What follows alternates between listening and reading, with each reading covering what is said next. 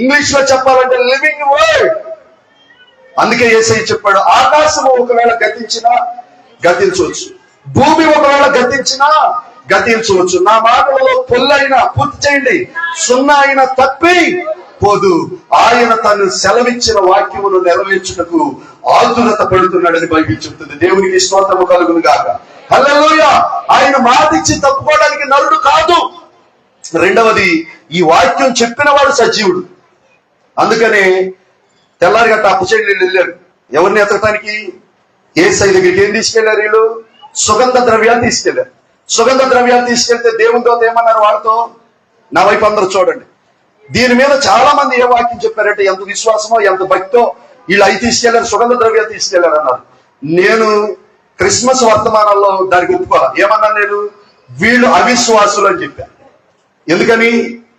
యేసయ్య ఏం చెప్పాడు? 3వ దినమున నేను తిరిగి, అంటే నువ్వు ఈ సుగంధ ద్రవ్యాలు పట్టుకెళ్ళావంటే అర్థం ఏంటి? యేసు ప్రభు తిరిగి లెగలేదనే నీ నమ్మకం. అంటే వాక్యం ఇచ్చిన వాడు సజీవుడా, మరణం చెందినవాడా? సజీవుడు. ఆయన సజీవుడు కాబట్టి ఆయన వాక్యం సజీవం. ఆయన వాక్యం సజీవం కాబట్టి నీవు నేను సజీవ లెక్కలో ఉన్నావు. ఆయన వాక్యం సజీవమైంది కాబట్టి నిన్ను నన్ను ఇప్పటికీ మార్చగలిగిన శక్తి దేవుని వాక్యంలో నిక్షిప్తమై ఉంది. కాబట్టి దేవుని దూత స్త్రీలతో చెప్పిన మాట ఏమిటంటే, మీరెందుకు సజీవుణ్ణి మృతులలో వెతుకుతున్నారు? ఆయన ఇక్కడ లేడు. He is risen from the death. ఆయన మరణము నుంచి తిరిగి లేచాడు. పేతురు అపోస్తలుల కార్యములు 2లో అన్నాడు, ఆయన సజీవుడు అన్నాడు. మన యేసయ్య ఎవరండి?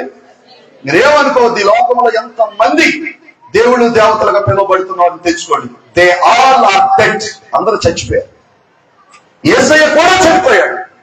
అందరి వలే కాదు, మానవాడి పాపము నిమిత్తమై అందరూ మరణము దగ్గర ఆగిపోతే యేసయ్య మరణమును జయించి తిరిగి లేచాడు. అందుకే ఓ మరణమా నీ విజయం ఎక్కడా, ఓ మరణమా నీ ముళ్ళు ఎక్కడని ఆయన మరణపు కోటలోనికి దూకి మరణపు ముళ్ళను విరిచిన గనుడు నజరేయుడైన యేసు.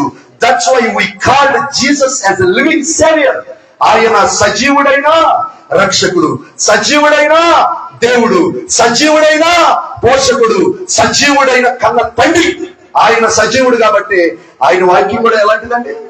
సజీవమైంది. ఇప్పుడు నీ హృదయంలో ఏమి నివసించాలి? సజీవమైన క్రీస్తు వాక్యము నివసించాలి. హృదయము అన్నిటికంటే మోసకరమైనది, అది ఘోరమైన బహు వ్యాధి కలది.